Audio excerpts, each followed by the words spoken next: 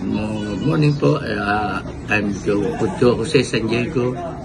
Joey for short, para hindi naman masyadong formal at matandang pakinggang pag-usi. So, ako po ang head ng drug clearing program.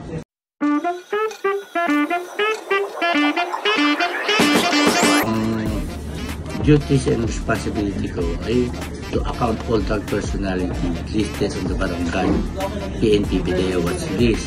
So yan po yung programa ng drug clearing program na i-account lahat ng drug personality na kapaloob sa mga barangay.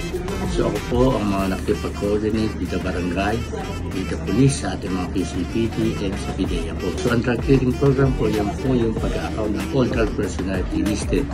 So kami po yung nagpapaliwanag sa mga drug personality kung ano ang programa ng drug clearing program under Mayor Joy Belmonte at Vice Mayor Gian Soto. So pinapaliwanag po natin ang layunin ng Quezon City Anti-Drug Abuse na maibalik sila sa normal na buhay at hindi tayo katakutan. So kami rin po ang nagkakandak ng Barangay Auxiliary Team dahil gusto po ng ating Mayor at ng ating Vice Mayor na palakasin natin ang Barangay Auxiliary Team upang huwag nang masayang ang sinawalan natin drug activity campaign sa 96 barangay na in-account natin.